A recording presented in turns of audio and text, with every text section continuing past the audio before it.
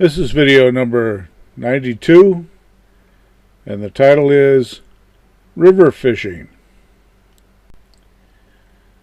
This pair of escapades took place while fishing the Susquehanna River in the Vosburgh area. One morning, right after working third shift at the plant, I jumped in my truck and drove to the river. I was fishing alone. I already had a folding chair and my tackle in the truck. The river was fairly low, and I thought I had a good chance of making a good catch. I was fishing with night crawlers and a weight a few feet above the bait. In short order, I had a pretty good strike and set the hook. It was a pretty good fish and fought hard. I finally got it in. It turned out to be a large sucker. It was 5 or 6 pounds, and I had it hooked on the edge of the lip. I laid the pole down and left enough slack to handle the fish only. As I reached down to pick up the fish, it flopped and whacked my left hand. The hook impacted the end of my middle finger and went right to the bone. I threw the fish back into the river and then started to focus on getting the hook out of my finger. I took out my trusty Buck 110 that was, and still is, razor sharp. I figured I would just slice my fingertip and extract the hook. Have you ever tried to purposely cut yourself, especially when you have to get to the bone? Lots of luck with that. I tried numerous times. My mind would not let me cut myself. I could have sworn I was putting the most pressure on my knife. The first couple of times my stomach wanted to flip. After that, I actually broke out in a heavy sweat. That's when I realized I could not do it and had to go to the emergency room. The hospital was only a few minutes away. I knew my equipment was safe, so I left it, figuring I would not be gone long.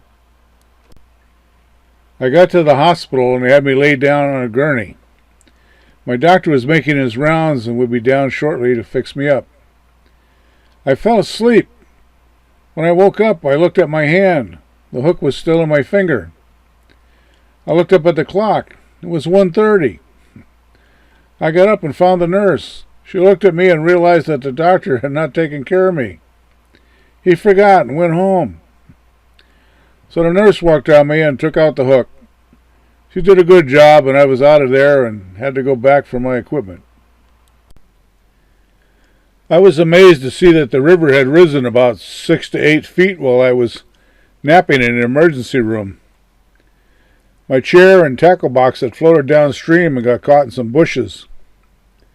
I had to wade some, but I retrieved my stuff and jumped in the truck and headed home. The second experience happened in the same area, but at night. I think Lou and my dad were with me on this one, but I'm not sure. Anyway, it was kind of cool and the river had gone down. We decided to build a fire. The area was muddy and it would be safe enough. If you have fished much along a fluctuating stream, I'm sure you would agree that there are usually large ferns growing near the water.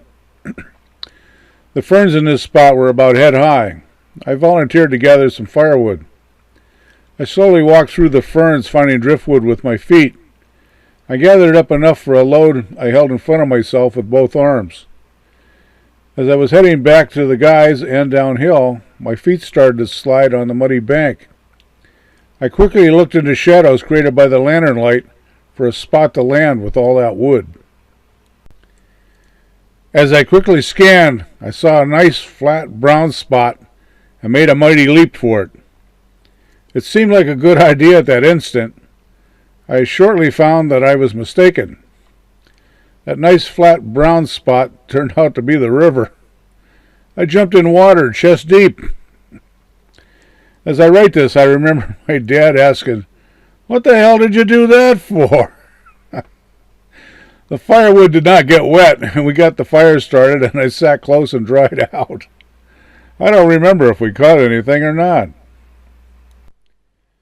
Well, that concludes a couple escapades of fishing in Vosburgh. As always, I wish everyone all the best.